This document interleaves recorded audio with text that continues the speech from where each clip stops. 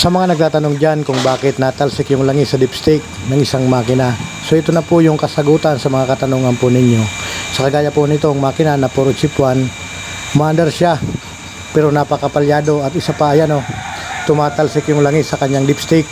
So ito, ang senaryo nito ay hindi naman barado yung kanyang diaphragm doon sa kanyang PCB.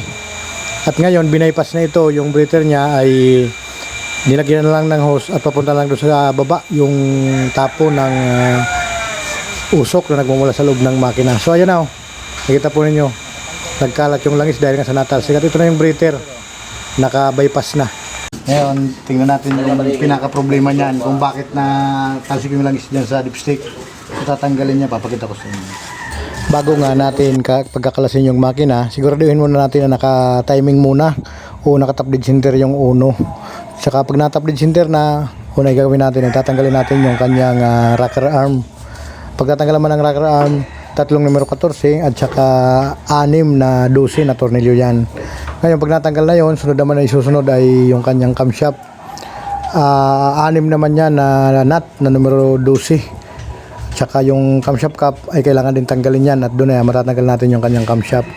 At huwag kakalimutan tanggalin yung 8 na valve tappet dahil nga baka malaglag yan sa loob ng makina. Delikado. Baka yun nga pagmulan pa ng talagang magbabaak ng makina.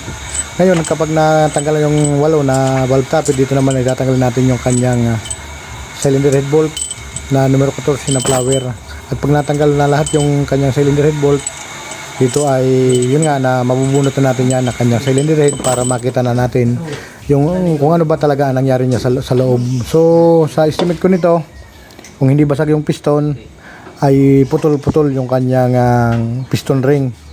So ito lang nga, nagpatulong na ako dito sa kapatid ko pagtanggal ng cylinder head dahil nga mabigat ito sa pagbubuhat niyan. Kaya dahan-dahan lang kasi baka mapahamak. Sunod naman natin na tatanggalin dyan ay yung kanyang crankcase para mabunot natin palabas yung kanyang piston.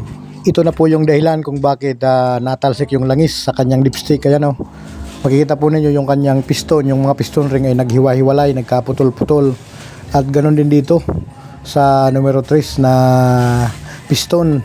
Kung makita po ninyo, ayan kasama din dyan pagtanggal yung liner na bunot dyan. At dito naman, kung makita po ninyo, tinanggal ko na yan. Ayan tanggal na lahat ang kanyang piston ring dahil nga sa nagkahiwa-hiwalay na, dahil nga sa nagkaputol-putol. Kaya ito yung naging dahilan kung bakit natalsik yung langis sa kanyang dipstick, dahil yung pressure pag nagko-compression siya ay nalusot dyan sa kanyang piston papasok dun sa kanyang crankcase, kaya nagkakaroon ng pressure, kaya itinatapon niya yung langis palabas. So yan ganon din yung numero 3, putol-putol din yung kanyang piston ring. Kaya dalawang piston yung naputulan ng piston ring, kaya napakalakas ng pressure na napapunta dun sa kanyang crankcase, kung bakit napakalakas din ng tapon ng langis papunta dun sa kanyang dipstick.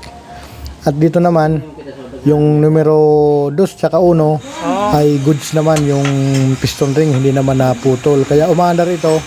Pero yun nga, napakapalyado dahil nga sa dalawang piston lang yung goods, malakas ang kompresyon at doon lang yung sumusunog yung krudo. At yung 3-4 ay wala na, talagang loose compression na yan dahil nga doon sa nagkaputol-putol yung piston ring. So ganun nga po, kapag tumalsik yung langis sa dipstick, hindi lahat po ay nakukuha sa linis lang ng diaphragm ng PCB. Minsan po ay talagang ganyan nga po nangyayari pag naputol yung piston ring, isa yan sa nagiging dahilan kung bakit natalsik yung langis. So ganun lang po mga kapulpog, maraming salamat. Baka pwede naman po pasuyo, pa-follow, like and share naman po. Sana po makakuha na ng ideya. At ito na po yung kasagutan ko sa mga katanungan ninyo. So maraming salamat po.